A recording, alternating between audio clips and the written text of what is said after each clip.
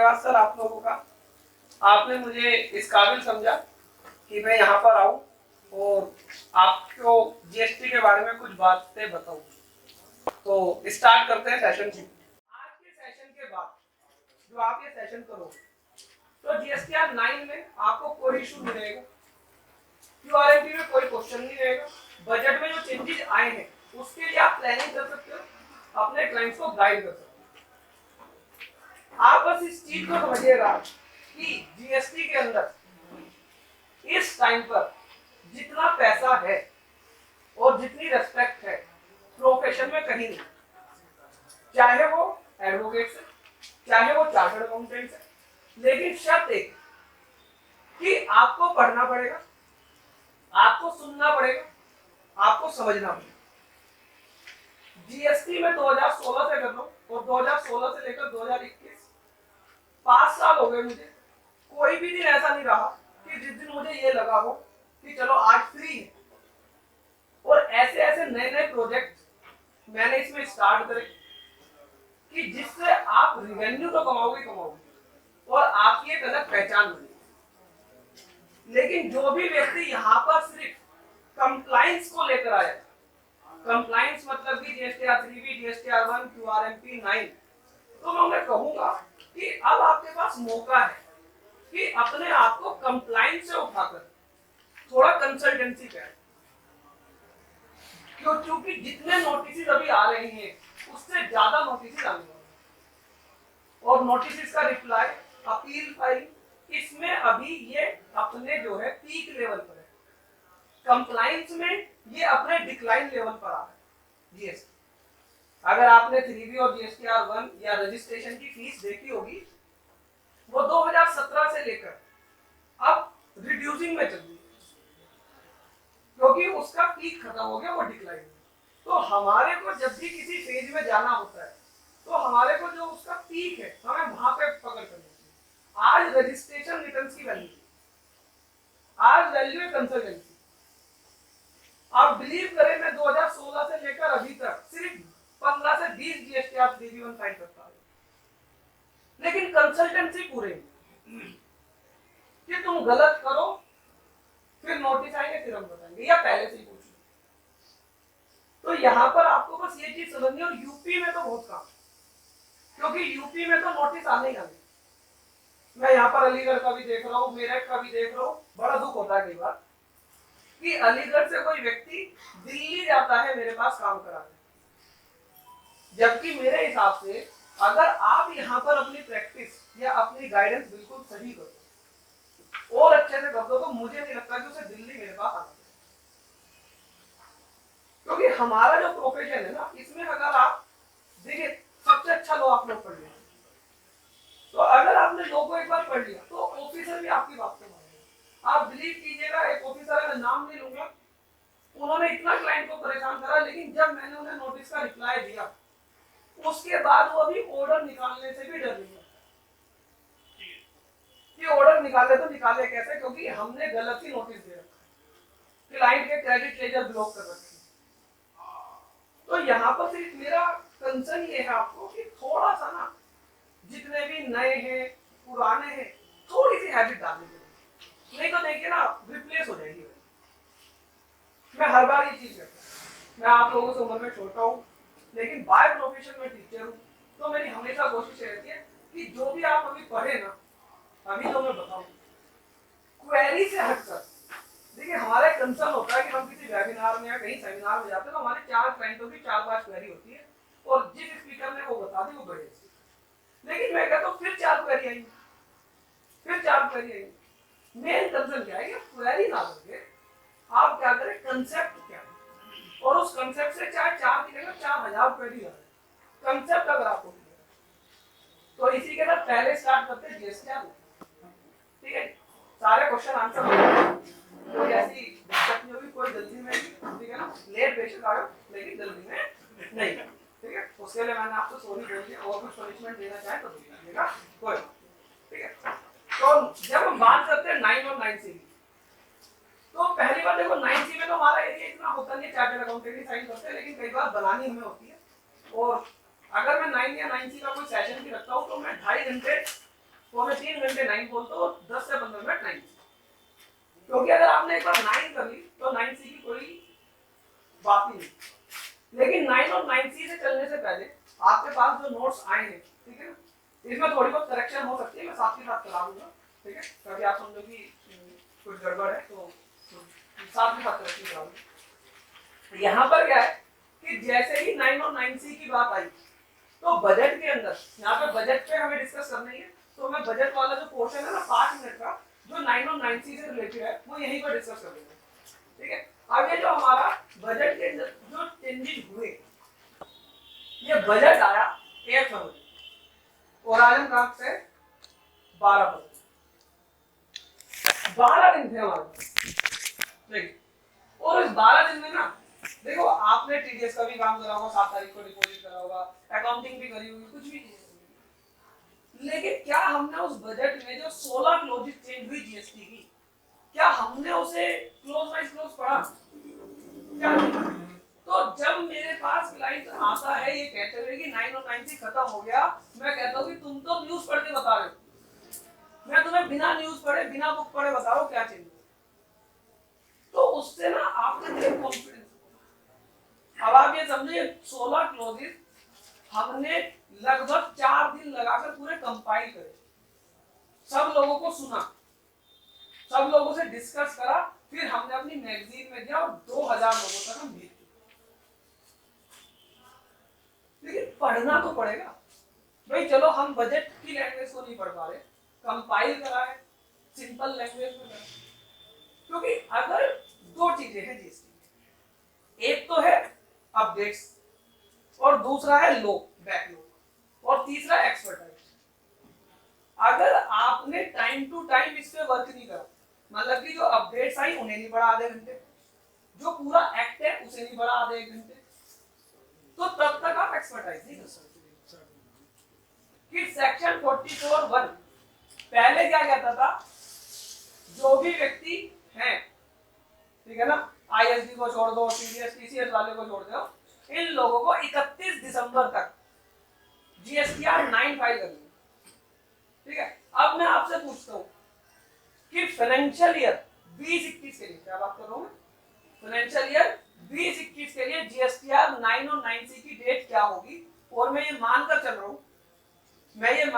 हूं कि बजट वाले चेंजेस फाइनेंशियल ईयर 2021 से ही, बताओ क्या डेट होगी? 31 दिसंबर 21, ठीक है। जैसे ही आप ये बोलोगे गलत, एंड ऑफ फाइनेंशियल ईयर, ये भी गलत। मैं वही तो कह रहा हूं, जीएसटी के अंदर आप ये समझो कि कल रात तक मेरी जो तैयारी थी वो अलग थी, जब मैं गाड़ी में आ रहा था मेरे पे व्हाट्सएप आ गया कि एफएक्यू हो रहे हैं क्यूआरएमपी पे, ठीक है ना, मैं उन्हें भी पढ़ता हुआ है, तो हर चीज चेंज। जो सेक्शन 44(1) पहला था वो ये कहता था जीएसटीआर 9 भरनी है 31 दिसंबर को, लेकिन जो नया सेक्शन 44(1) है वो ये कहता है डेट नहीं बताएंगे, डेट हम प्रिस्क्राइब करेंगे। पहला चेंज ये है कि डेट हम क्या करेंगे, प्रिस्क्राइब करेंगे, हम यहाँ पर डेट आपको नहीं बताएंगे।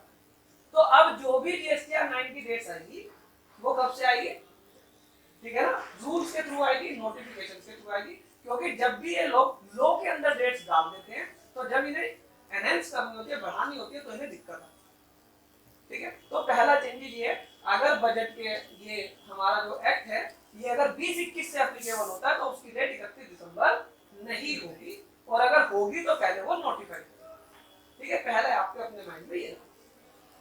दूसरा चेंजेस क्या हुआ, पहला जो सेक्शन 44(1) था उसमें लिखा हुआ था कि भाई जब भी कभी हमें डेट बढ़ानी होगी तो कमिश्नर बढ़ा सकता है, ठीक है, जो ऊपर डेट लिखी। लेकिन अब क्या हुआ कि जब डेट ही हटा दी हमने तो वो वाला क्लोज भी वहां से खत्म कर दिया, ठीक है।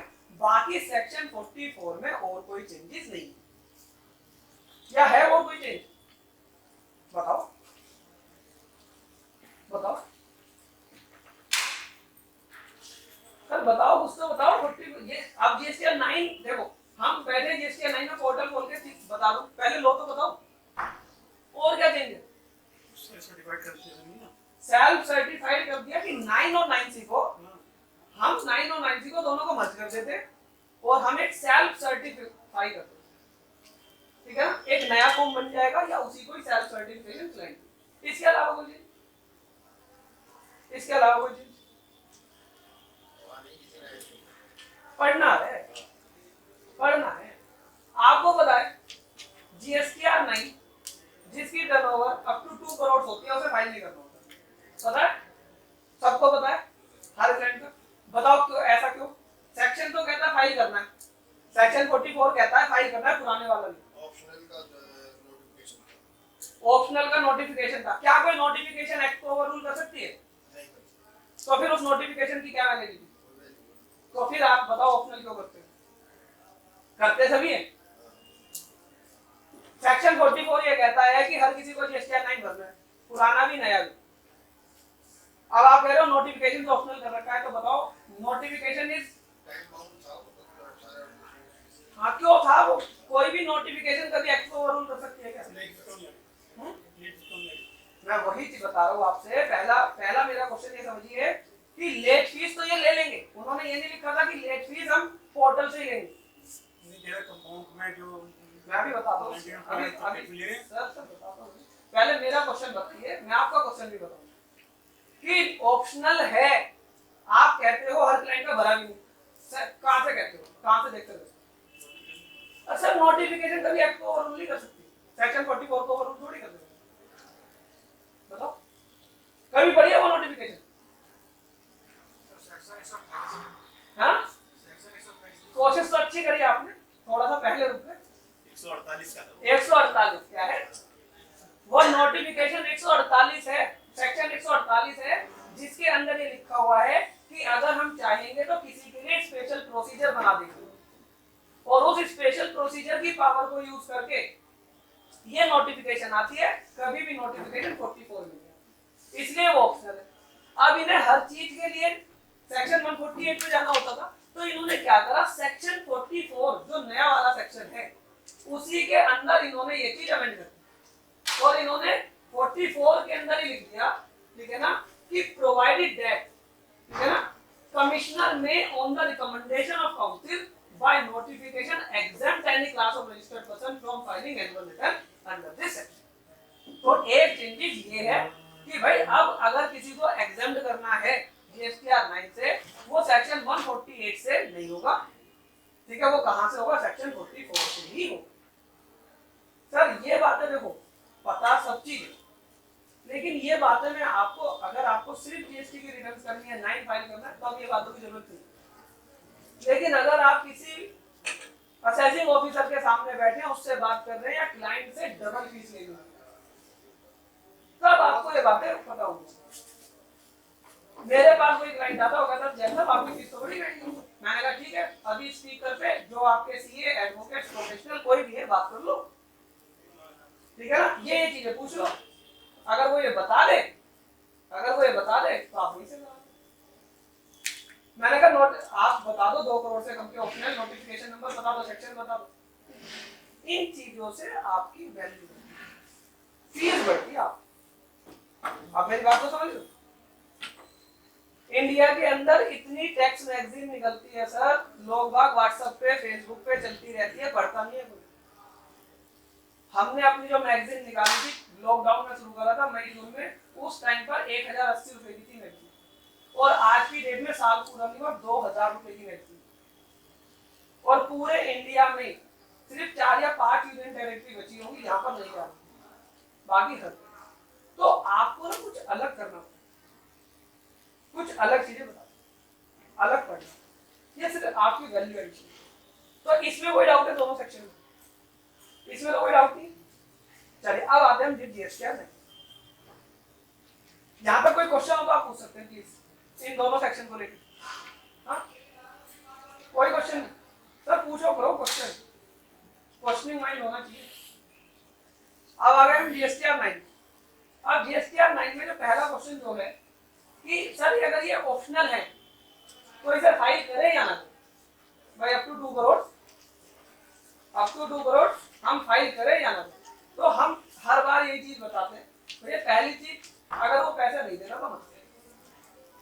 पहला मेरा सिद्धांत ये है कि अगर वो पैसे नहीं देता अलग से तुम्हारे ठेके में ही शामिल है, ठेका होता है ना 5,000 में पूरा, 10,000 में पूरा, सब कुछ नोटिस अपील सब कुछ जो मत दिया जाए, तो ठेके में तो क्या बोल दो भाई मुझे जरूरत ही नहीं छोड़।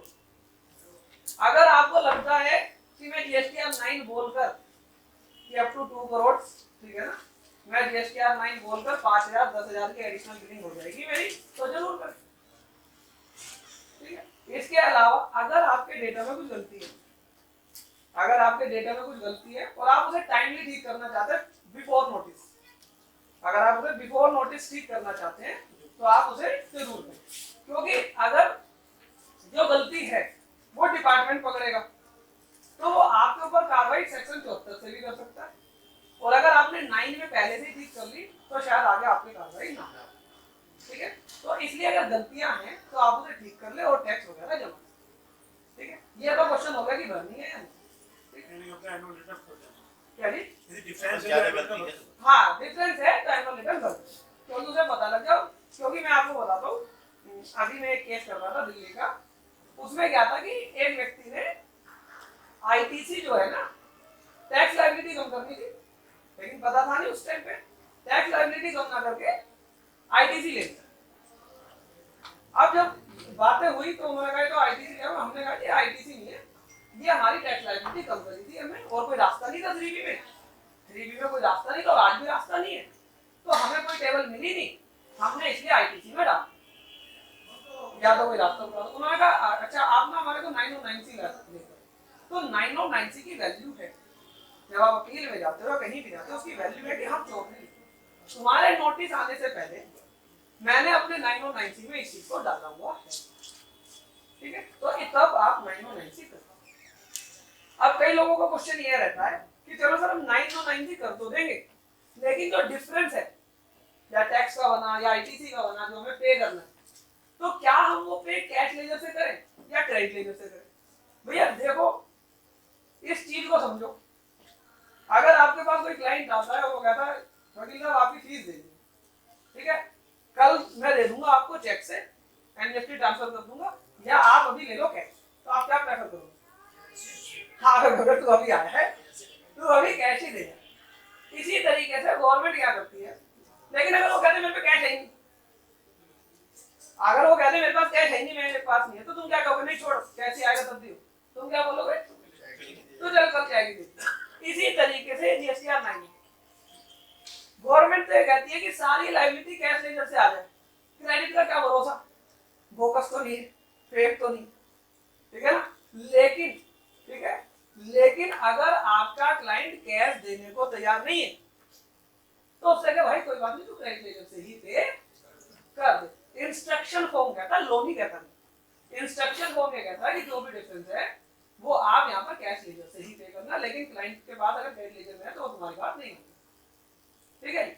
तो आप वहां पर उसे, लेकिन उसे बताना बाद में, ठीक है ना, ये चीज आप ध्यान रखना, उसे वार्निंग बता देना मेल डाल के कि भैया कल को दिक्कत आ सकती है। कल को क्या होगा, ज्यादा से ज्यादा ये हो सकता है कि डिपार्टमेंट उसे टैक्स पेमेंट ना माने, अब आपको कैश में पे करना पड़े तो क्रेडिट वाला तो वापस करेगी, ठीक है ना, ये हो सकता है फिर क्रेडिट वाला वो वापस करे, ठीक है, या आप में इंटरेस्ट ले। अगर आपके पास कैश है या क्लाइंट का यूज है उस आईटीसी का तो कैश नहीं करे, कैश बिल्कुल सेफ और क्रेडिट में विद वार्निंग, ठीक है। अब हम बात करेंगे जीएसटीआर 9 में कि कॉलम्स क्या क्या है, थ्योरी पार्ट में और कुछ तो नहीं, थ्योरी में तो इतना होगा ना, इसमें इस चीज को समझिए कि देखिए जो आपकी बुक्स में, जो आपकी बुक्स देखिए स्टेप वाइज स्टेप चलते हैं कि सबसे पहली गलती जो होती है वो होती है कि जब आपने बुक्स की राइटिंग कराई वो गलत, अकाउंटिंग की गलत, अकाउंटिंग के बाद जो चीजें अगर किसी ने जीएसटीआर 1 और 3 भी सही से देख के भर रहा है तो वो गलती मानी जाएगी, और अगर किसी ने लास्ट में देखना है तो सिर्फ जीएसटीआर में, फिर उसके अलावा तो नोटिस ही है जो आगे, ठीक है। तो आपको कोशिश करनी है कि जिस भी लेवल पे आप वर्क कर रहे हो वहां पर ही गलतियों को खत्म करो, उसे आगे पास होने दो। और जीएसटी के अंदर एक चीज और समझे कि कहीं पर भी ना ये नहीं है कि हर गलती का सोल्यूशन है, ये आपको बात माननी पड़ेगी कि हर गलती का सॉल्यूशन जीएसटी में नहीं है। 3B के अंदर आज भी क्रेडिट नोट डालने की जगह नहीं है। तो आप ये मान के चले कि ये गवर्नमेंट से गलती हो रखी है, तो आप इसे ना समझे कि ये जीएसटीआर 9 है, अगर हमने इसे सबमिट कर दिया तो हम बाइज्जत बरी हो गए गंगा नाली, ऐसा नहीं। बस करना क्या है कि इस हिसाब से करना है कि कल को अगर नोटिस आए तो हमारे पे एलिगेशन ना लगे, ना तो क्लाइंट हम पे एलिगेशन लगाए ना डिपार्टमेंट हम पे एलिगेशन लगाए, हम बाइज्जत बरी हो। ठीक है, तो यहाँ पर जो जीएसटीआर 9 है, डिपार्टमेंट कहता है, गवर्नमेंट कहती है कि जीएसटीआर 9 एनुअल रिटर्न ये कोई पुराना नया कंसेप्ट नहीं है, पुराना कंसेप्ट है, हिमाचल यूपी में हर जगह होता था। ये हम क्या करते थे कि 3B1 तुमने जल्दी जल्दी फाइल कर दी, चलो इसे तसल्ली से कर लेना, गलतियां ठीक कर लेना।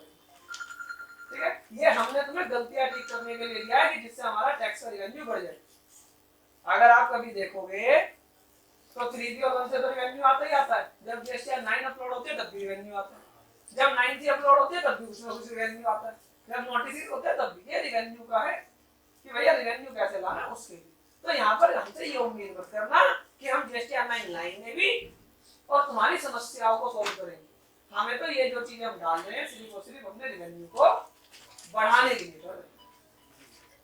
आप समझ लो मेरी बात को, कि जीएसटीआर 9 जो है 3 चीजों पे बेस है।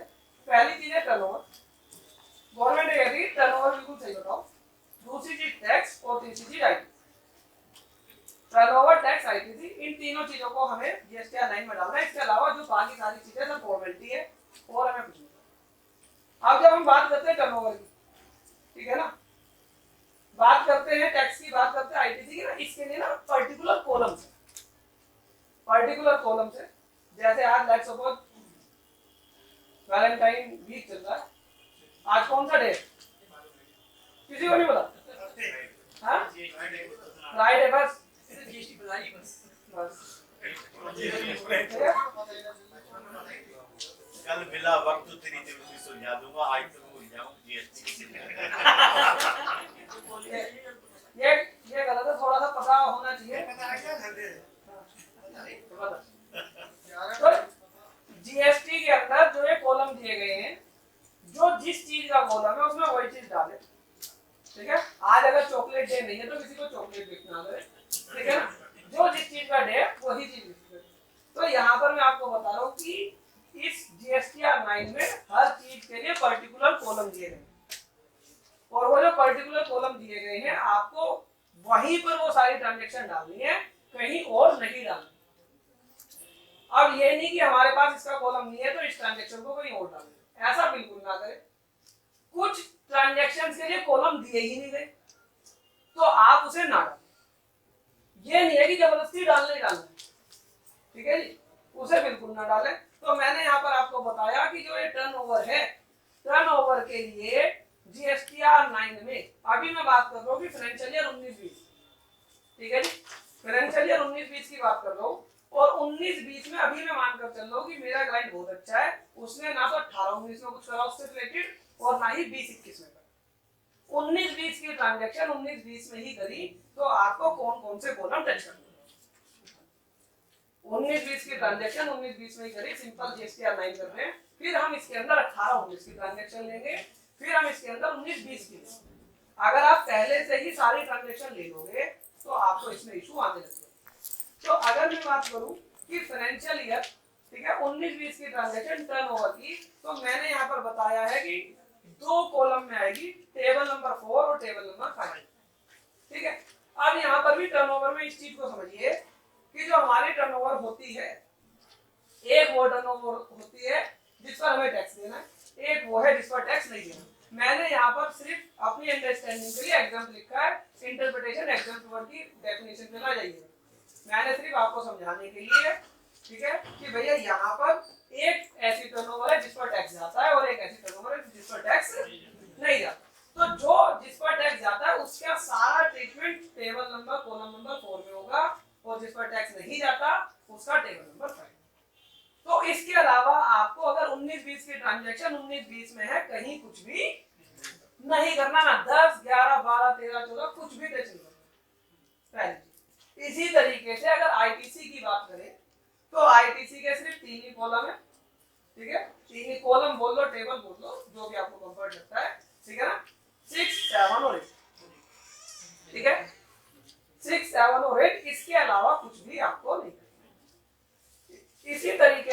टैक्स की बात कर रहा हूँ तो टैक्स के लिए नंबर है हमारा 9। ठीक है, ये आप लोगों को क्लियर हो। ठीक है, यहां तक कोई दिक्कत नहीं, यहां तक तो कोई दिक्कत नहीं होगी। अब अगला क्वेश्चन ये आता है, हम पहले बात करेंगे इन वाले टेबल में, ये तो टेबल हमारी होगी। ठीक है, अब इसके अंदर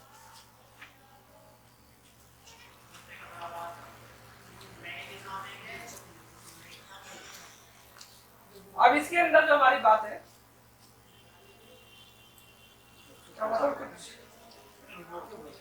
अब इसके अंदर क्या है कि 19-20 में तो सर हमारी गलतियां होती नहीं, तो हम क्या नहीं 19-20 में भी आपसे गलतियां हुई होंगी, जिसे आपने ड्यूरिंग द ईयर ठीक करा होगा या नहीं ठीक करा होगा, तो उन्हें ठीक करना।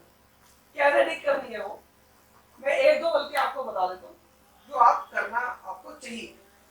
जैसे कि मैंने आपको बोला कि भाई आपकी कोई एग्जाम सेल थी या कोई टैक्सेबल सेल थी, एग्जाम चली गई टैक्सेबल में, टैक्सेबल चली गई एग्जाम में, तो अब जो है वो टेबल नंबर जो जीएसटीआर 9 का 4 और 5 है उसमें गलत आ रहा है, तो आप उसे वहीं पर 4 और 5 में ही ठीक कर लो, उसे 4 और 5 में ही ठीक कर लो, आगे के लिए पास ऑन ना।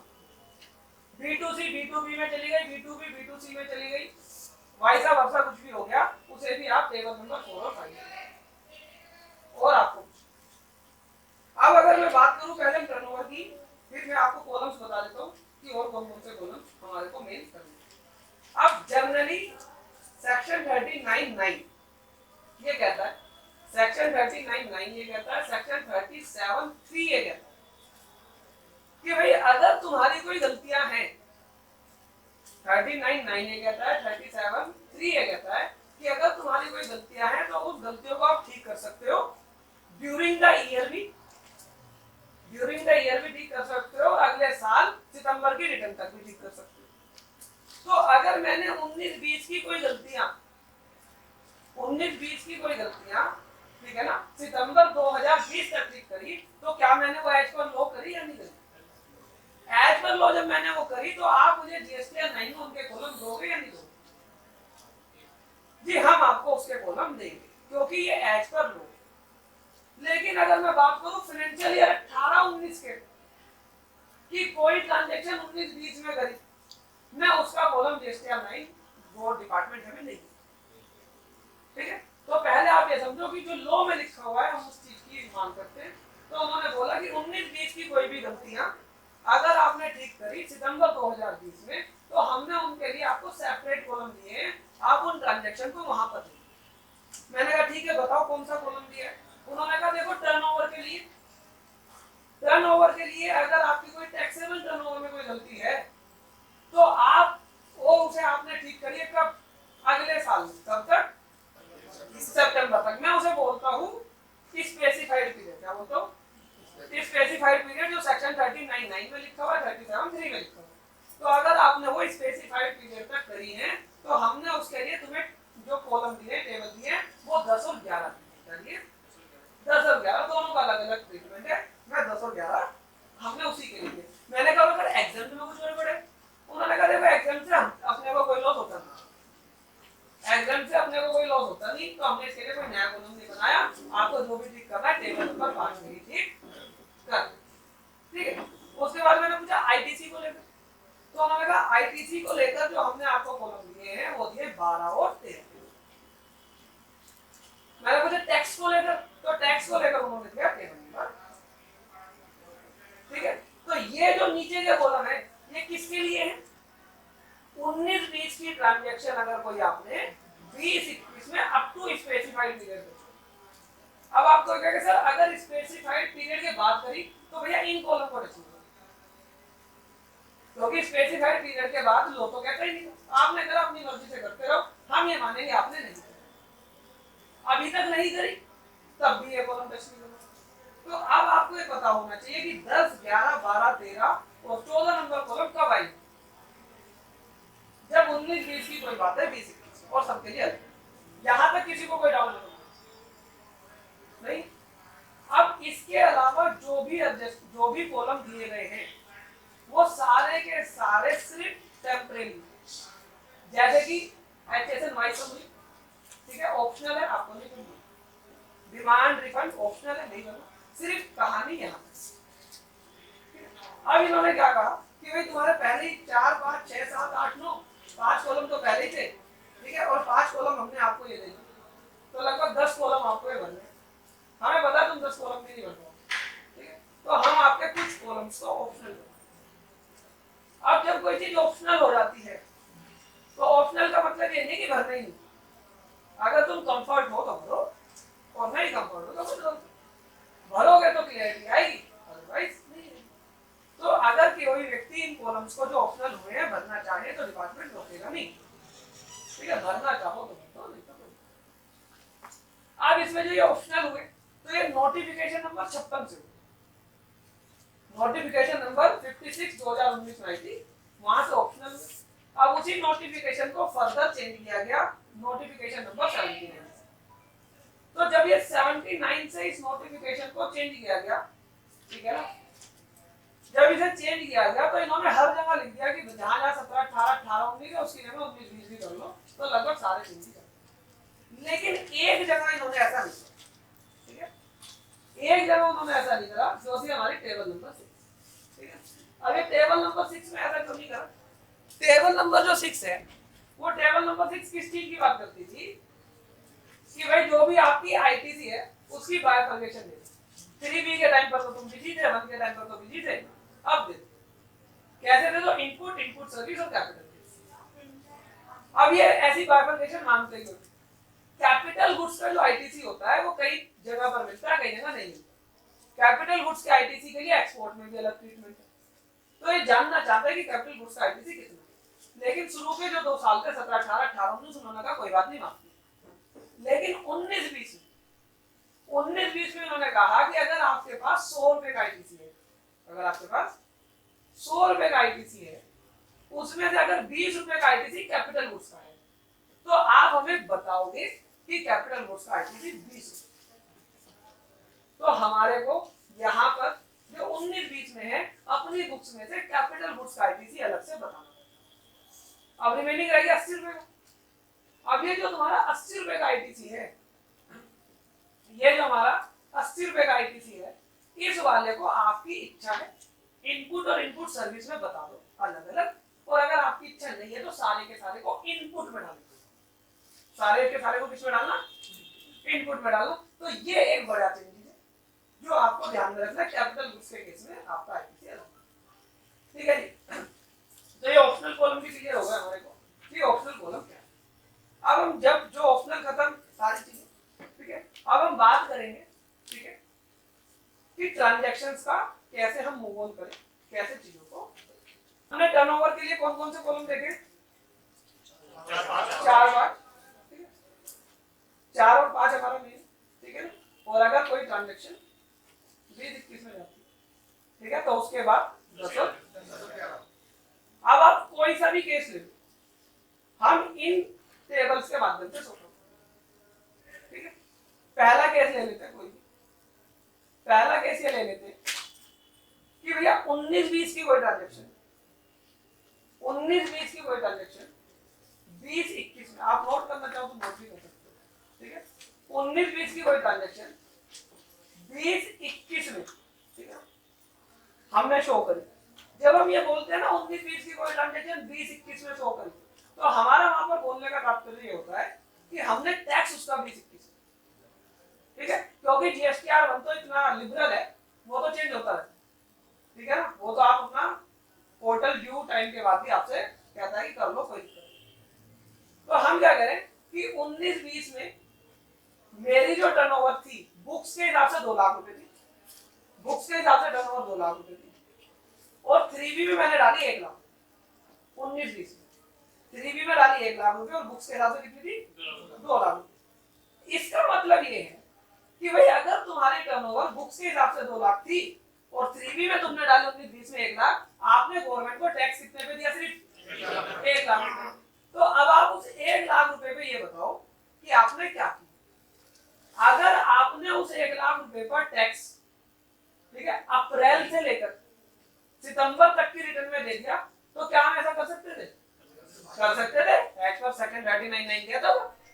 तो अगर आपने ऐसा करा तो बिल्कुल सिंपल ट्रांजैक्शन दिखा देते हैं मुझे, टेबल नंबर 10 में डाल देते, किसमें दिखा देते, टेबल नंबर 10 में डाल देते, ठीक है जी, टेबल नंबर 10 में डाल देते, टर्नओवर को भी टैक्स को भी।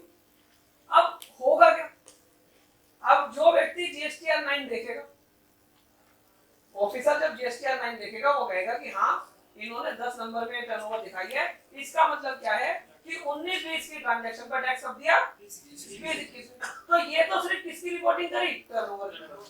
लेकिन क्या तुमने इस पर टैक्स पे किया, हाँ जी हमने इस पर टैक्स पे किया। इस वजह से हम इस वाली ट्रांजैक्शन को किसमें दिखा रहे हैं, कोरस्पोंडिंग 14 नंबर में टैक्स पेबल में भी, टैक्स पेबल में भी दिखाएंगे और टैक्स पेड में भी, ठीक है, बिल्कुल सिंपल। अब अगर कोई व्यक्ति कहता है कि 50,000 रुपए की टर्नओवर ऐसी थी, 50,000 रुपए की टर्नओवर ऐसी थी जो बुक्स में तो थी लेकिन 3B में नहीं थी और अप टू स्पेसिफाइड पीरियड भी नहीं दिखाई, अप टू स्पेसिफाइड पीरियड नहीं दिखाई, सितंबर तक नहीं दिखाई, इसका मतलब या तो अक्टूबर के बाद दिखाई या अभी तक नहीं दिखाई, या तो अक्टूबर के बाद दिखाई या अभी तक नहीं दिखाई। तो गवर्नमेंट कहती है कि मानते तो हो कि तुम्हारी टर्नओवर है, ये भी मानते हो टैक्स नहीं दिया, ये भी मानते हो स्पेसिफाइड पीरियड तक नहीं दिया, अब बताओ दोगे या नहीं, हाँ जी बिल्कुल देना पड़ेगा। तो सर इसके लिए कोई अलग से कॉलम है क्या, नहीं अलग से कॉलम तो है नहीं, तो हमें इन्हीं कॉलम का सहारा लेके उसमें एडजस्टमेंट करनी है, ठीक है। तो क्या हम जो ये दूसरे साल के कॉलम थे इन्हें टच कर ले, नहीं जी इन्हें तो टच करेंगे, तो हम कौन से टच करेंगे, इन्हीं में हम ऊपर ही एडजस्टमेंट करेंगे। अब ऐसा हो सकता है, अब ऐसा हो सकता है कि आपने 3B में नहीं दिखाई थी वो टर्नओवर, किसमें दिखाई थी, 1 में, किसमें दिखाई थी, 1 में दिखाई थी। अगर वो 1 में दिखाई थी तो मतलब ये टेबल कॉलम नंबर 4 तो ठीक ही आ रहा होगा, लेकिन गलती क्या करी थी, टैक्स नहीं दिया था, क्या नहीं दिया था, टैक्स नहीं दिया था। तो भैया टैक्स किस में देना, कौन से कॉलम में देना, 9 में टैक्स पेबल में बढ़ा दो, टैक्स पेबल में बढ़ा दो और टैक्स पेबल में बढ़ाकर DRC 03 से जमा, क्योंकि जब डिपार्टमेंट सबसे ज्यादा कौन सी टेबल देखेगा, टैक्स पेबल और टैक्स पेड, वो देखेगा कि टैक्स पेबल ज्यादा है टैक्स पेड कम है, DRC 03 आया या नहीं आया, आया है उसमें लिखा हुआ है कि भैया ये एनुअल रिटर्न की, वो तुम्हें नोटिस नहीं, क्लियर हुआ। अब यहां पर एक चीज और समझने वाली है कि अगर जो टर्नओवर, मैं पुराना वाला केस ले रहा हूं, जो टर्नओवर 19-20 की थी उसे आपने 20-21 में दिखा दी, बिल्कुल सही करा, लेकिन उस टाइम पर आपकी ना 3B में ही नहीं दिखाई थी, 1 में दिखा दी, ठीक है, किसमें दिखा दी थी, 1 में दिखा दी थी। तो टेबल नंबर 4 तो ठीक ही थी हमारी, टर्नओवर तो बिल्कुल ठीक थी। तो आपको लॉजिकली उस टर्नओवर को, अगर ये फॉर्म को और अच्छे से बनाते कि भाई टर्नओवर तो ठीक है, तो तुम 10 और 11 में रिपोर्ट मत करो, क्योंकि टर्नओवर तो क्या है, ठीक है ना, तुम 10-11 में रिपोर्ट मत करो, जो तुमने टैक्स पे करा है 14 नंबर पे दिखा दो, यही करना चाहिए था उन्हें, लेकिन उन्होंने उस टर्नओवर को किस में डलवा दिया, 10-11 में डलवा दिया। हाँ जी, तो जब मैं टर्नओवर मैच करूंगा 9 उठाकर देखूंगा, क्या उठाऊंगा, 9 उठाकर देखूंगा, जब मैं 19-20 की ट्रांजैक्शंस को चेक करूंगा कि 19-20 की टर्नओवर कितनी है, तो अगर वहां पर जीएसटीआर सही फाइल हुई होगी किसी व्यक्ति की, तो वो गलत दिखा देगा। कैसे दिखा देगा, 4 नंबर की टर्नओवर और प्लस में ये वाली टर्नओवर, क्योंकि ये वाली टर्नओवर क्या इंडिकेट करती है, 19-20 की टर्नओवर 20-21 में दिखाई है, तो टर्नओवर क्या हो गई है, ज्यादा हो गई है। तो कई लोग ऐसी गलती करते हैं, तो उन्होंने कहा कोई बात नहीं भाई, हम इसमें से तो हटाएंगे नहीं, हालांकि 10 और 11 में से तो हटाना चाहिए था, मेरा मन कह रहे नहीं हम इसमें से तो नहीं हटाएंगे, जो तुमने सही दिखाई है ना उसे गलत कर, जो तुमने सही दिखाई है उसे गलत कर दो, तो वो टर्नओवर यहां से माइनस कर दो। तो कुछ लोग ये कहते हैं कि भाई यहाँ पर वो टर्नओवर 3B की आनी चाहिए, ठीक है, लेकिन मैंने आपको जो लॉजिक बताया उस लॉजिक के हिसाब से ऐसा ही हमने कर। तो जब आप टर्नओवर मैच करें 4 प्लस में 10 और 11, वो आपकी मैच होगी, 4 प्लस 5 प्लस 10 माइनस, ये क्लियर हुआ, इसमें कोई डाउट नहीं। अब 19-20 की कोई ट्रांजैक्शन 20-21 में दिखाई, इसमें तो कोई डाउट होना चाहिए, क्लियर हो, हाँ बोलिए। अब बताओ 18-19 ट्रांजैक्शन 19-20 में दिखाई, 18-19 की कोई टर्नओवर 19-20 में दिखा, क्या हुआ होगा? ऐसा कर सकते थे नहीं कर सकते? हाँ कर सकते थे, एज पर लो कर सकते थे। 18-19 की ट्रांजैक्शन जब आप 19-20 में दिखाते हो तो वहां पर जब आपने 18-19 की 9 फाइल करी होगी तो उसके 10-11 में दिखाई होगी, उसके 10-11 में दिखाई। आपने करा क्या होगा? 18-19 की 19-20 में दिखाई, यही तो करा होगा कि 18-19 का टैक्स 19-20 में पे किया होगा, यही करा होगा। और जो हमारे 19-20 में पे करा होगा 3B से ही तो करा होगा, ठीक है जी, 3B से करा होगा। जब आपने वो टैक्स 3B से पे करा 18-19 का, किसमें? 19-20 में। तो अब मैं किसकी 9 देख रहा हूँ? 19-20 की। 19-20 में जो टैक्स आता है वो कौन से कॉलम में आता है? किसमें आता है? 9 में आ गया। तो वो वहां पर किसमें आ रहा होगा? टैक्स पेबल में भी आ रहा होगा और टैक्स पेड में। तो टैक्स पेड और टैक्स पेबल में दो फिगर आ गई, कौन कौन सी? 18-19 और 19-20। तो डिपार्टमेंट ने पहले ही बोल दिया भैया ये टेबल नंबर है ना 4, 5, 6, 7, ठीक है ना, इनके अंदर अगर कोई 18-19 की ट्रांजैक्शन हो जाता उसे 18-19 की ट्रांजैक्शन को बता दो, तो आपको सिर्फ क्या ट्रीटमेंट करना है? टैक्स पेबल की फिगर से क्या करना है जी? टैक्स पेबल की फिगर को कम करना है, क्योंकि उस टैक्स पेबल की फिगर में क्या क्या क्या फिगर है? 18-19, 19-20, 18-19 और 19-20। अब आप कहो जी ये 19-20 में मेरा टैक्स पेबल था सिर्फ 1 लाख और टैक्स पेड कितना था? 1.5। कितना था tax paid? 1.5 lakh. Tax payable कितना था? 1, ठीक है ना, और टैक्स पेड कितना करा? 1.5। अब डिपार्टमेंट खुश हो जाएगा, टैक्स पेड भैया खुश मत हो, 50,000 रुपए जो एक्स्ट्रा पे करे ना, तो मेरी 18-19 की 9 देख लो, तो मेरे 18-19 की 9 देख लो, उसमें मैंने ऐसे एडजस्टमेंट कर।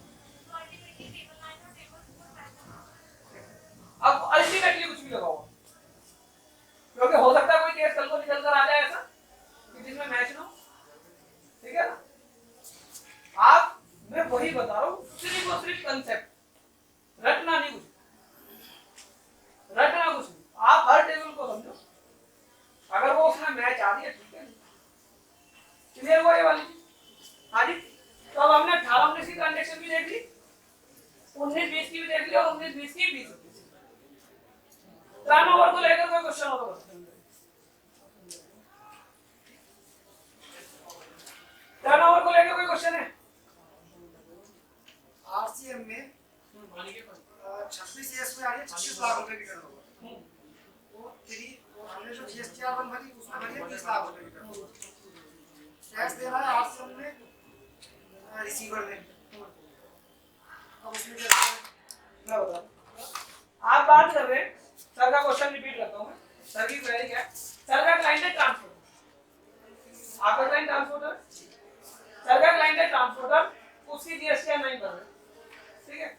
अब उसकी जो जीएसटीआर 9 भर रहे, सामने वाले को टैक्स देना, अपने को तो कोई टैक्स नहीं देना, अपने को कोई टैक्स नहीं देना, अपने को कोई टेंशन नहीं, अपने को लेकिन 9 तो भरनी है जिसका सामने वाले को टैक्स देना। तो हम स्टेप 4 में तो कुछ करेंगे, क्योंकि 4 में मैंने यहाँ पर मैंने कहा तो वर्ड्स में बच जाइए, ठीक है, वो वाली टर्नओवर किसमें आती है? 5 में, ठीक है ना, आउटवर्ड सप्लाई जिस पर आते हैं, तो आप वहां पर वो टर्नओवर दिखाओ, आप वहां पर वो टर्नओवर दिखाओ जो आपकी एक्चुअल और इसका और अगर कोई की किसी की आरसीएम की इनवर्ट सप्लाई, वो आईटीसी में लेता हूं मैं वैसे, ठीक है, अभी बता दो आरसीएम नहीं है, अगर किसी ने आरसीएम पे किया है और उस पर आईटीसी लिया है, तो गवर्नमेंट ने ये बहुत पहले क्लैरिफाई कर दिया था कि जो आप आरसीएम पे करते हो तो है किसी भी साल है किसी भी साल का, डजंट मैटर, जब पे करो उस साल की 3B में दिखाओ, ये नहीं बोलो उस साल की 3B में दिखाओ, ठीक है, जिस साल में पे करो उस साल की जीएसटी नहीं। तो अगर आपने 18-19 का, 17-18 का, 19-20 का कोई आरसीएम 20-21 में पे किया है, वो जीएसटीआर 9 19-20 में नहीं जाएगा, वो ठीक है जी। टर्नओवर वाला कोई डाउट हो तो बोलो। जैसे हमारे पास किराया आता है तो किराया को फोन में दिखाएंगे ना, क्या जी? किराया आता मकान का, हाँ, वो एग्जेम्प्ट है या टैक्सेबल? टैक्स भी 18% टैक्स देते हैं, 18% टैक्स देते हैं, तो बताओ टर्नओवर के लिए कितने कॉलम है हमारे पास? नंबर 4 में दिखाएंगे ना, 4 में लिखना है। B2C में। अगर वो B2C है तो B2C में। और कोई क्वेश्चन? उसके आईटीआर में भी 36 लाख ही दिखाया जाएगा। क्या जी? आईटीआर में भी 36 लाख ही दिखाया जाएगा। देखो जी, सिंपल सी बात है, मैंने एक चीज सीखी है शादी के बाद, ठीक है? जो बात माँ को बोलो वही बहू को बोलो, दिक्कत नहीं होना चाहिए, ठीक है? आगे समझ। अगर दिक्कत हुई तो ठीक है? अभी तक तो जीएसटी है और आईटीआर है, दोनों चीज है, मतलब शादीशुदा इंसान है वो, ठीक है ना?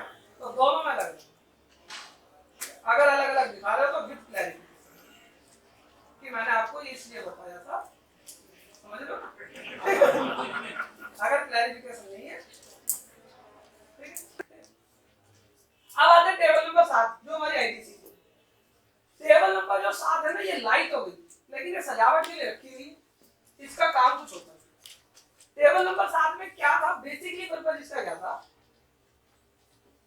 कि जो आईटीसी आपने 19-20 का आईटीसी, अच्छा 7 नंबर 6, 7, 8 तीनों फाइनेंशियल ईयर 19-20 की बात है, 19-20 है उसी के लिए, ठीक है? वो तो सिर्फ एक सी मैं उसमें डलवाता हूँ कि 19-20 की बात है बेसिकली, कोई बात ना पकड़ लेना, सर आपने कहा था 8 में तो यही बात आएगी, इसमें 8 एक्सेप्ट 8C, ठीक है ना?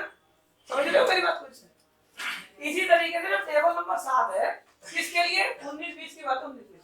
तो टेबल नंबर 7 का क्या पर्पस था कि 3B लोग ठीक ठाक भरेंगे और आईटीसी को प्रॉपर रिवर्स करेंगे, या जो भी आपका ब्लॉक आईटीसी होगा हम उसे किसमें दिखाएंगे? Table number 7।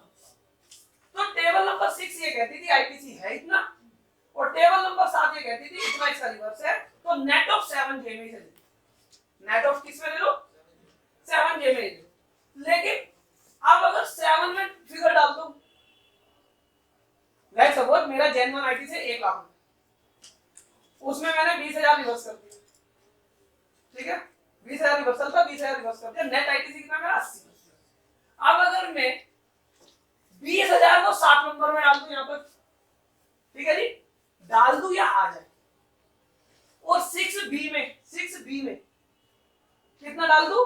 1 लाख, 1 लाख, तो नेट मुझे कितना मिला? 80, इतने मिलना चाहिए। लेकिन इससे दिक्कत क्या होती है कि जो फिगर मैं 6B में डालता हूं वो फिगर आती है 8B में, किसमें आती है? ठीक है? अब जो 6B में डाली 1 लाख, 6B में डाली 1 लाख, 8B में कितनी आ गई? 1 लाख, 7J में कितनी गई? 80। हिसाब से तो सारी चीजें ठीक है, लेकिन डिपार्टमेंट की आंखें खुल गई कि इसे नोटिस भेजो, इसे क्या भेजो? क्योंकि कौन सा मिसमैच हो गया? तो अगर प्रैक्टिकली बात करूं तो उस वाले केस में 7 में ही रिवर्सल करना चाहिए, ठीक है? और जब नोटिस आए तो तुम्हें बता देना चाहिए कि जी हमने जो क्लेम कराया 6B में आया 1 लाख है, लेकिन हमने ये रिवर्सल कर दिया था 80। पर लेकिन क्या होता है कि कई बार जब हम अपनी आईटीआर भरते हैं, कुछ भरते हैं, तो हम कुछ इस तरीके से भी भरते हैं कि नोटिस आए ही ना, नोटिस आए, तो हम उसे क्या सजेस्ट करते हैं? तुम 7 को छोड़ो और तुम 6B में कितना दिखा दो?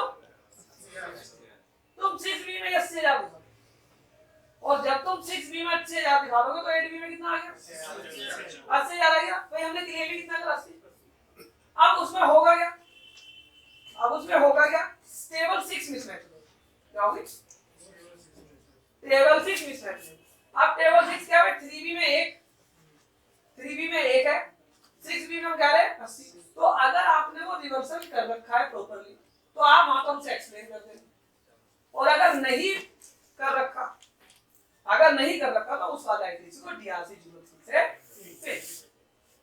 लेकिन हम 7 का हमने अपने क्लाइंटेज में 7 का यूज फिनिश करना, सिर्फ उसका एक ही रीजन है कि भैया 8 के बाय डिफॉल्ट नोटिस से बचो, अदरवाइज वो ट्रीटमेंट भी सही है, मैं ये गलत नहीं। क्लियर हुआ मेरा ये तीनों टेबल्स? तो 7 का डिस्कशन इतना होता है, हाँ? लेकिन दो चीजें मत कर देना कि 6B में भी 80 दिखा दो, आप समझ लो, 6B में भी 80 दिखा दो और 7 में भी 20 दिखा दो, तो नेट कितना आ जाएगा? फिर वो तुम्हारे को दिक्कत आएगी। सिंपल है। एट देखो 8A क्या है, मेरे सप्लायर ने मेरे जीएसटी नंबर पे कितना टैक्स जमा करा, 1 लाख। अब वो कहता कपिल इसमें तेरा कितना, मैंने कहा भैया मेरा जो 19-20 का आईटीसी है उस 1 लाख में से 75,000 कितना है, 75,000। उसने कहा 75,000 3B में तो क्लेम कर रखा है तूने सिर्फ 50, 3B में तो कितना क्लेम कर रखा है सिर्फ 50, क्योंकि तेरी टेबल 6A में कितना रखा है 50। मैंने कहा देखो टेबल 6A में रखा है 50, 6B में भी डालूंगा कितना 50, 6B से उठकर कितना आएगा 50, लेकिन 25,000 का आईटीसी ऐसा है जिसे मैंने 20-21 में क्लेम करा। तो और मैं आप इसे जब्त ना करो इसलिए इस आईटीसी को 8C में डाल दे रहा हूं और 813 में डाल दे रहा हूं, जिससे आपका 8D में डिफरेंस ना। क्लियर हुई मेरी बात? मैं सिर्फ अपने आईटीसी को बचाने के लिए 8C में डालूं, ठीक है, क्योंकि 8D में जितनी पॉजिटिव फिगर आएगी हो सकता है जीएसटी एंट्री में आते ये सारा पैसा सेंट्रल और स्टेट, ठीक है, ये जान लो। क्लियर है मेरी बात? जो पैसा रिवर्स करा हमने वो 9 में हो रहा था टेबल, हमको वो हटाना है वहां से। कौन सा जी? जो रिवर्स कर रहे हैं हमने केस बताओ, केस। सर केस की जो आपने समझाया था उसी में पूछा। जो 20,000 हमने रिवर्स करे वो 9 में भी हमारे 100 होते हैं। अगर 9 में 100 होते हैं तो फिर 7 से हटा देना ना उसे, नहीं तो डबल ट्रीटमेंट हो जाएगा ना। अगर 7 में रखोगे 7 में नहीं रखा ना, फिर 7 से हटा, 7J नेट आईटीसी आना चाहिए, क्या आना चाहिए 7J नेट। इनका क्वेश्चन ये है कि आपने 3B में 1 लाख क्लेम करे हाँ और यहाँ पर आप उसे नेट ऑफ 20 घटा के 80 ला रहे हैं, हाँ, तो क्या 20,000 रुपए डीआरसी से पे करें, ये पूछ रहे हैं। अगर आपने उसे अभी तक पे नहीं करे तो डीआरसी तो करने ही पड़ेंगे। सर हमने शुरू में 1 लाख रुपए आईटीसी ली, 1 लाख रुपए आईटीसी। नेक्स्ट मंथ 20,000 रुपए रिवर्स कर दिए। अच्छा, जब आपने वो रिवर्स करी वो कैसे करी, अदर ऑल अदर आईटीसी में से करी, आईटीसी में जाता तो फिर ऑल अदर नहीं, एक तो होता है ऑल अदर आईटीसी में ही आप अगले महीने का कमी करके ले लो, एक होता है कि 4B में जाकर रिवर्स करो, है। रिवर्स करा सर, 4B में जाकर रिवर्स करो। आप जब वो रिवर्स करा 4B में जाकर तो वो तो 20,000 कमी आएगा 6A में, सर वो लाइन में टेबल दिखा रहा है, टेबल नंबर 9 में नहीं रिवर्स कर दिया। मैं आपको बताता हूं। आपके देखिए आप वाले केस में क्या है, अब इसमें ना आईटीसी का लिंक टेबल नंबर 9 से है, वो बता।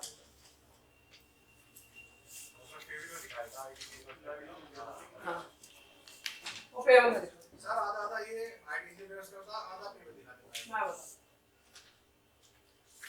सेक्शन 73, सेक्शन 74 जब आप कभी पढ़ोगे तो उसमें कहते हैं कि आईटीसी तुमने ज्यादा ले लिया, कायदा तो ये है जब ज्यादा ले लिया तो आईटीसी से वापस कर देना।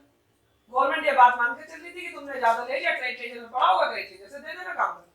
लेकिन अगर आपने ऐसा नहीं कर तो पैसे तो लेंगे ही ना, और पैसे हम कभी ऐसे ले नहीं सकते तो हम उस आईटीसी को लायबिलिटी बना देंगे।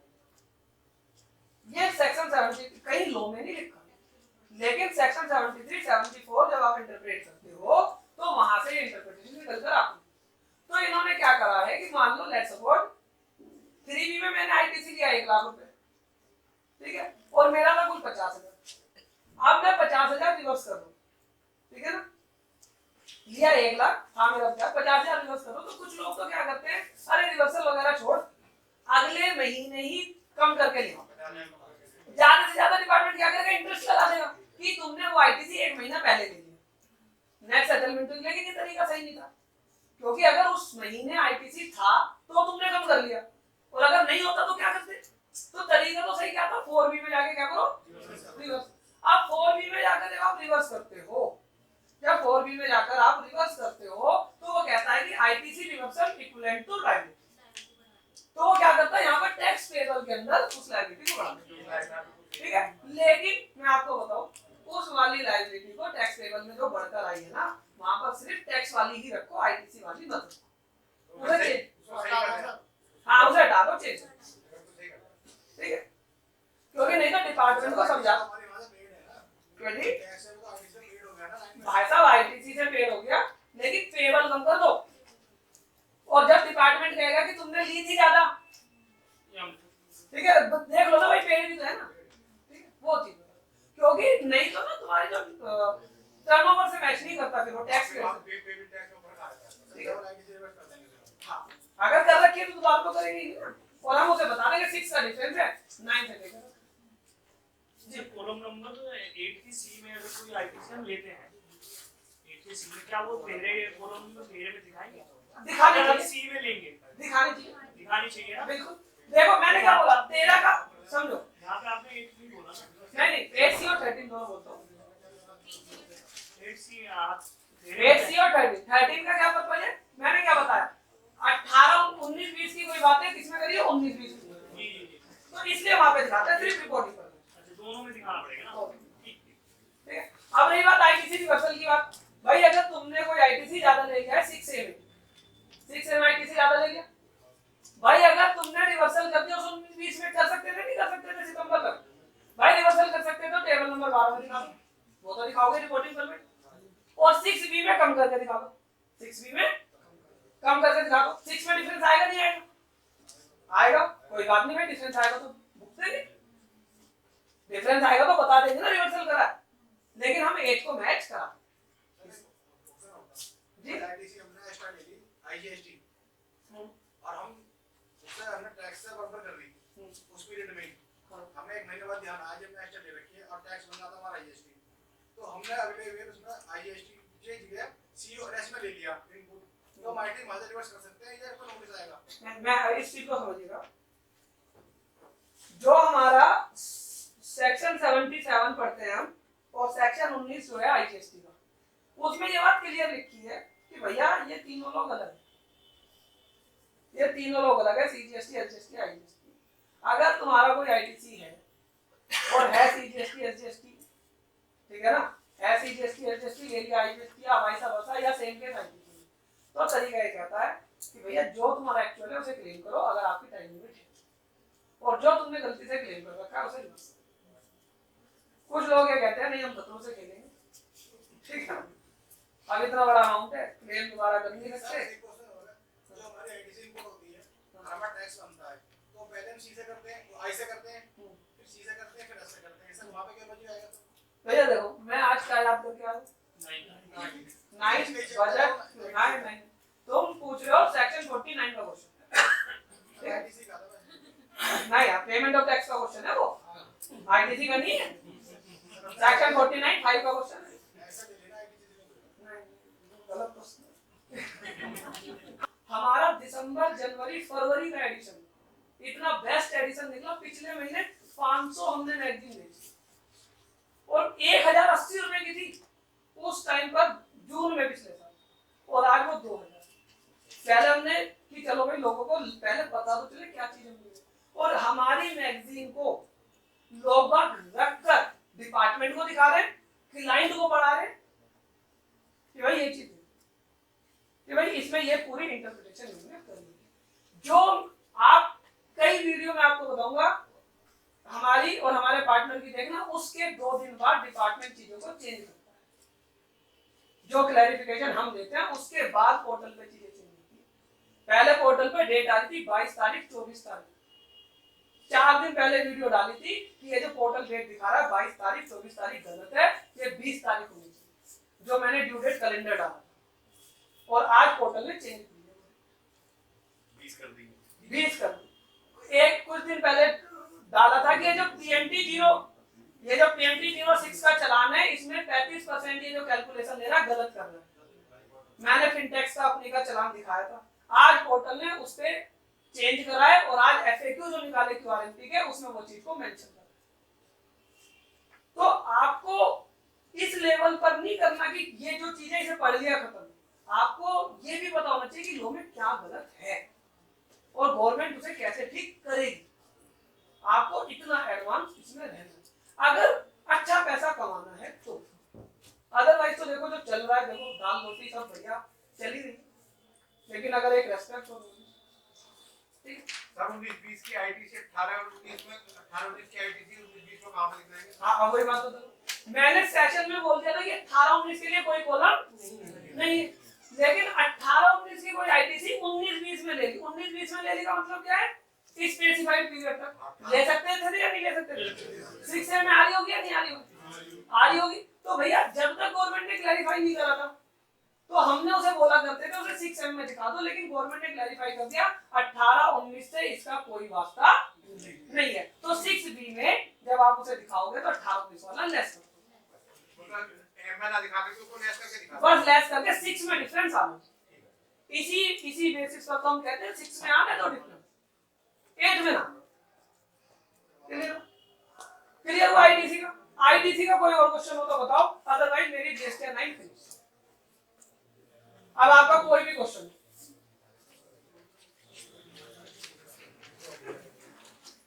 9C तो डिस्कस नहीं करना है 10 मिनट में बोलो। क्या क्या करोगे? 9C में कुछ नहीं है, टर्नओवर को मैच कर लेना। 4 5 प्लस में 10 माइनस में 11, वो टर्नओवर आपकी बुक से मैच होनी चाहिए। 7J का आईटीसी मैच होना चाहिए, और टैक्स जो है टेबल नंबर 9 और 14 का मैच होना चाहिए। 3 फिगर मैच करता है टोटल। अगर ये फिगर बुक से मैच है तो आपकी 9C बिल्कुल ठीक है। जो भी अगर 9C कुछ साइन कर रहे हो तो सारी गलतियां 9 में ठीक करा लो। अगर आप क्लाइंट हो तो 9 फाइल करके फिर सीए के पास चले जाओ कि तू रिपोर्टिंग करते, ठीक है, मेरे सारे घरों पे साइन कर दे और जो रिमार्क डालना हो। तो दोनों के लिए एंगल है, ठीक है। वो बात अलग है कि 9 करने के बाद वो कर दे 9C, कभी वो कहते मैं नहीं करता, ठीक है। और क्वेश्चन ले लेते 9 के, फिर उसके बाद शुरू करेंगे QRMP और क्या कहते हैं बजट। यहाँ तक कोई डाउट है? सेशन समझ आ रहा है या नहीं? हाँ देखो कॉलम नंबर 10 और 11 एक बार। कॉलम नंबर 10 और 11 देखो, कॉलम नंबर 10 को समझो, और जो 10 को समझ लिया 11 वाला जो केस है ना उल्टे केस हो, वो थोड़ा कम समझ आएगा। तुम्हें डाउट 11 में होगा, है ना? 10 तो क्लियर है। 10 में क्या है? नहीं, 19-20 का कोई टैक्स अगर 20-21 में पे, 19-20 का कोई टैक्स 20-21 में पे तो कर सकते थे स्पेसिफाइड पीरियड तक। तो उसकी टर्नओवर को चाहे बेशक तुमने 4 में दिखा रखी है, जीएसटी आर1 ठीक थी 4 में दिखा रखी है, लेकिन रिपोर्टिंग पर्पस के लिए उसे 10 में दिखा। और अगर 10 में उसका टैक्स इंपैक्ट, 10 में जब कोई चीज डालोगे टर्नओवर का तो आ गया 10 में, लेकिन उसका जो टैक्स इंपैक्ट है वो 14 में आएगा, पेबल में भी पेबल, ठीक है। अब 11 को समझने के लिए वर्ड्स को ध्यान देना। 19-20 में टैक्स ज्यादा जमा करा, क्या बोला? 19-20 में टैक्स ज्यादा जमा करा और उसे एडजस्ट करा 20। सर ऐसे कैसे हो सकता है? 19-20 में कैसे कर दिया जमा हमने? हो जाता है। कैसे जमा हो जाता है? सेल्स रिटर्न थी, क्या थी? सेल्स रिटर्न थी। तो भाई सेल्स रिटर्न हम 3B में डाल नहीं पाए और उसे एडजस्ट करी किसमें? हमने 20 में। तो 19-20 में टैक्स ज्यादा जमा, क्या बोला हमने? 19-20 में टैक्स ज्यादा जमा हो गया और उसे एडजस्ट किसमें करा? 20। तो भैया उस वाले को हम दिखाएंगे किसमें? 11 में, और 14 में माइनस में, किसमें? माइनस। इसमें हाँ। सपोज करो कि हमें मेरा जीएसटी आर1 3B मैच है, लेकिन जब मैंने इनकम टैक्स की बैलेंस शीट बनाई अपनी तो उसमें कुछ डिफरेंस आ गया। कमीशन दे दिया मैंने, कमीशन मैंने जीएसटी में मेरे गया नहीं, और उसके बाद मैंने इनकम टैक्स की बैलेंस शीट में वो ऐड कर दिया। मेरी सेल बढ़ गई 50 लाख रुपए, उसमें मुझे जीएसटी में टैक्स नहीं देना। मैं 9 अब तो कुछ कर नहीं पाऊंगा, 9 में करूंगा। 9 में मैं उसे D2B में मैं बढ़ा दूंगा उसे, D2B में मैंने बढ़ा दिया और उसका DRC 03 फाइल कर दिया। टैक्स पेबल 9 में भी बढ़ा देना, 9 में भी बढ़ाऊं ना, हाँ। 9 में B2B में भी बढ़ाऊं, 9 में भी बढ़ाऊं, और कॉलम नंबर 10 नहीं 10 तो मतलब नहीं, 10 10 और 11 कब है? 10 का 11 कोई मतलब नहीं। मैंने बताया क्या 19-20 की कोई बात है, 20-21 में हो गया स्पेसिफाइड पीरियड। आपका स्पेसिफाइड पीरियड में नहीं,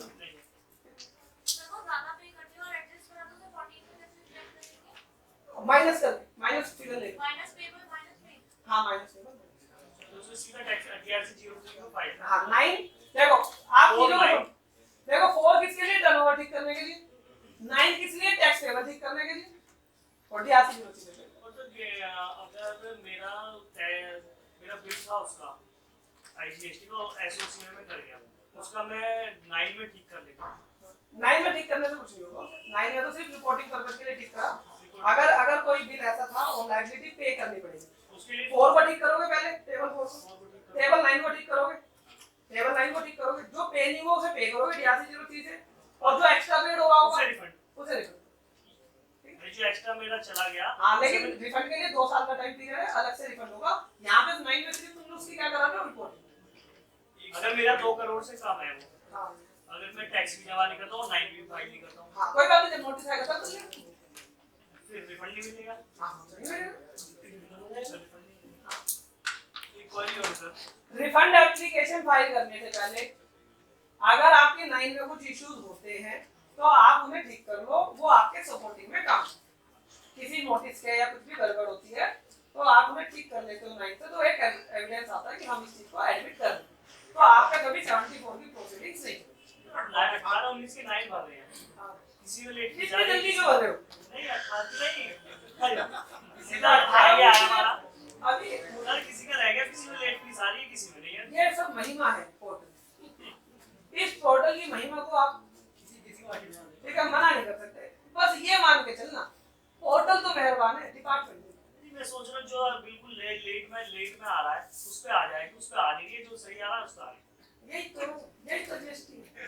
सर एक क्वेरी और है सर, एक पार्टी की सर सेल्फ सेटल हुई, हाँ, उस सेल्स वो जो सेल्स सेटल है उसने आईटीसी को कर लिया। अरे यही तो केस मैं 2 बार डिस्कस कर चुका हूँ, दिल्ली वाला केस यही तो डिस्कस करा। नहीं, अब हम बात ये कि ऑडिट भी होगी उसकी पूरी सेल्स, मतलब हमने सेल्स सेटल, हमने सेल्स कम नहीं की, आईटीसी बुक कर ली, हाँ, सेल्स बढ़ी हुई है, आईटीसी बढ़ी हुई है। अब प्रॉब्लम ये है कि ऑडिट भी हो गया, अब हमारी आईटीसी सेल्स फैक्ट कब करेगी जी, क्योंकि पोर्टल पे आएगी नहीं, मैच नहीं आएगी। अब इस केस में हमें अपने बुक्स के साथ मैच करना है, तो सेल्स हमें बढ़ानी पड़ेगी। यहाँ हम 9 के हिसाब से कैसे करें सर इसको? आप समझो 9C का केस है, नॉर्मल नहीं हाँ, नहीं, सिंपल है वो 9 का केस है। अब इसमें क्या है, ये वाला केस बहुत लोगों का है, भैया सेल बढ़ा दी, सेल पे टैक्स दे दिया, ठीक है ना, सेल क्रेडिट नोट आया था उसे नहीं करा, आईटीसी में दे दिया। यही केस हमारा डिस्कस हुआ कि जिसमें हमारे को नोटिस। अब देखो फैक्ट्स के हिसाब से देखना पड़ेगा कौन से पीरियड का है किसका। अगर आज भी आपके पास टाइम है तो अपनी उस सेल्स को सही कर लो। सेल्स कब ठीक नहीं होती क्योंकि सर ऑडिट हो चुका था, ठीक नहीं हो सकती, इनकम टैक्स का ऑडिट हो चुका, इनकम टैक्स का ऑडिट हो गया तो कुछ क्या हो गया, ठीक तो फिर भी हो सकती है। इनकम टैक्स में साइन हो गया तो मतलब थोड़ी कि ठीक हो गया। अब आप बताओ वो जो पीरियड कौन सा था, 18-19 का बोल की सर, अब तो रिफंड मिलेगा। अगर 18-19 में रिफंड कुछ भी नहीं है सर, रिफंड बता दो कैसे बनेगा। जब आपकी सेल एक्चुअल कम थी, एक्चुअल सेल तो कमी थी ना, दिखाई ज्यादा, ठीक है, जब कम सेल थी दिखाई ज्यादा, टैक्स दिया ज्यादा, तो डिपार्टमेंट रिफंड तो देगा ना मुझे। आईटीसी से क्लेम कर ली सर अरे सर आप ये बात है ना, आपकी शादी हो रखी है, दोनों को अलग अलग कमरे में जाके समझाओ, दोनों को एक साथ बिठा के ना समझो। मैच तो सर करना पड़ेगा ना बुक्स। हाँ तो अलग अलग बिठाऊंगा, पहले मैं जो लायबिलिटी समझा रहा हूँ उसे समझो, फिर आईटीसी को भी समझो। लायबिलिटी वाला केस बताओ, उसके लायबिलिटी में आपने टैक्स ज्यादा दिया या नहीं दिया, दिया या ज्यादा नहीं। अगर कोई टैक्स किसी को ज्यादा दे देते हो वापस लोगे या नहीं लोगे, लोगे, रिफंड लोगे या नहीं लोगे, रिफंड लोगे। अगर 2 साल का टाइम पीरियड है तो आप उसका करो रिफंड, मैटर क्लियर हुआ। अब इधर आ जाओ आईटीसी। अब आप ये नहीं कह सकते कि मैंने तुम्हें ज्यादा टैक्स दे दिया तो इसलिए मैंने आईटीसी दी, आप ये नहीं कह सकते। और जो तुमने आईटीसी लिया है ज्यादा उसे आप DRC 03 से रिफंड करो। मेरा कहना है हम सेल करना पड़ेगा ना, 9 में मुझे सेल भी दो, नहीं करी ना कोई बात नहीं, 9 भी चली गई नहीं करी, लेकिन अगर 9 भी चली गई नहीं करी तो इसका मतलब ये थोड़ी है कि अब मुझे रिफंड नहीं दोगे। अगर मेरा 2 साल का पीरियड है तो रिफंड दोगे, केस कमजोर हो जाएगा। सपोज करो मैं डीआरसी जमा नहीं करता हूं, मैं ऐसे ही रखता हूं उसको, हाँ तो ऐसे क्या प्रॉब्लम आएगी मुझे? हाँ मैं बता रहा हूँ क्या प्रॉब्लम आएगी। तुम्हारे पास जैसे ही रिफंड के टाइम पीरियड निकल जाएंगे, जैसे तुम्हारा रिफंड का टाइम पीरियड निकल जाएगा, रिफंड का टाइम पीरियड निकला तो तुम्हारे को ये नहीं पूछेंगे तुम्हारी लायबिलिटी ज्यादा निकाल, वो सिर्फ ये कहेंगे आईटीसी ज्यादा दिया हुआ है एज पर सेक्शन 73 74 आईटीसी की वजह। मेरे पास एक नोटिस इशू होगा मुझे कि मैंने गलत सेल्स के और गलत नहीं मैं वही तो बता रहा हूँ, सेल वाला तो नोटिस टैक्स ज्यादा लिया आपने, आपको सिर्फ ये नोटिस इशू होगा कि आईटीसी ज्यादा दिया। सर आईडी ज्यादा लेट ही हमने टैक्स में हमने वेट कर दिया था। अरे भाई साहब क्या मतलब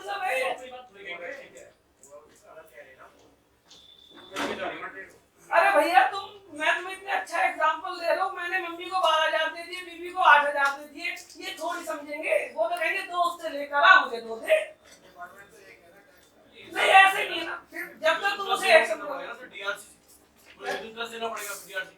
भैया इंटरेस्ट तो देना पड़ेगा, तो 2 साल का इंटरेस्ट मेरे पास बिल्कुल देना पड़ेगा। सर यदि क्रेडिट में हमारा है तो फिर इंटरेस्ट ही लगेगा। लड़ाई कर लेना इंटरेस्ट के लिए, फाइट कर लेना इंटरेस्ट के लिए, अभी मत दो। क्लैरिफिकेशन दे सकते हैं ना, नोटिस है क्लैरिफिकेशन इंटरेस्ट के लिए दे सकते हो, लेकिन तरीका यही है, इंटरेस्ट के लिए दे सकते हो। मेरा कहना ये है कि we have not considered any tax. हमारा कहना है हमने टैक्स की कंसीडरेशन नहीं है सर हमारी। सर हमने भी बोला, आपने कोई कंसीलमेंट नहीं करा। मैं तो कह रहा हूं कि आपने कोई कंसीलमेंट करा। जो मैंने आपको केस बताया, या तो आप इसका रिप्लाई लास्ट में जब देखो, अगर रिफंड का टाइम है प्लीज, अगर आपके पास रिफंड का टाइम है तो रिफंड क्लेम कर लो, चाहे डीआरसी की वजह से अभी मत करो। जब रिफंड आ जाए तब बोल देना कि मैं डीआरसी की वजह से भरूंगा, इंटरेस्ट का रिस्क आएगा, लटके। लेकिन अगर 3 साल निकल गए, 2 साल निकल गए, ठीक है ना, रिफंड का तो टाइम पीरियड खत्म हो गया, अब आपके पास कोई रास्ता नहीं है। फिर ये मत बोलो कि मैंने आईटीसी क्लेम करा है। फिर ये बोलो कि उस आईटीसी के कॉलम में जो मैंने फिगर दिखाई है वो मेरी रिडक्शन ऑफ लायबिलिटी है as per section 43 read with rule 79, और वो मेरे को कोई 3B में कोई जगह नहीं थी, इस वजह से मैंने उसे वहां पर डाला है। ठीक है, हालांकि लेकिन उसके बाद मेरी जीएसटी लाइन भी गलत होती। अगर आप जीएसटी लाइन को वहां से रिड्यूस करके दिखा देते तो वो चीजें सही हो जाती, गलती एक ही। आप समझ रहे? क्लियर हुआ नहीं? अभी भी मैं एक बात मेरा कहना है यार, मैं टैक्स लायबिलिटी इतनी कम कर लूंगा, ठीक है, और रिफंड दे दूंगा। टैक्स लायबिलिटी किस बेस पर कम कर लूंगा? मैं सेल कैसे कम कर लूंगी? क्योंकि मेरी ऑडिट हो चुकी है। अरे ऑडिट हो गई तो ऑडिट होने से क्या सेल सही हो गई? सर मेरी बुक्स, मैं बुक्स को कैसे सेल कर दूंगा सर? फिर नहीं अगर आप मान ही नहीं रहे हो, नहीं मेरा कहना 9 के अंदर मैं अपनी सेल्स कैसे करूं सर? जो भैया, मेरी बुक्स भैया सुनो, अगर आपने ये मान लिया कि तुम्हारी बुक्स ठीक है, फिर तो तुम्हारी सेल्स रिटर्न हुई। जब तुम कह रहे हो मेरी बुक्स ठीक है तो सेल्स रिटर्न हुई क्या? आप उसे चेंज नहीं कर सकते। तो आपने जो गलत है उसे सही मान लिया, तो फिर तुम्हारी 9 ठीक है। 9 में टैक्स तो ठीक है ना सारा, सेल भी ठीक है, फिर गलत क्या सिर्फ नहीं थी, तो उसे डीआरसी की रसीद रिवर्स कर दो।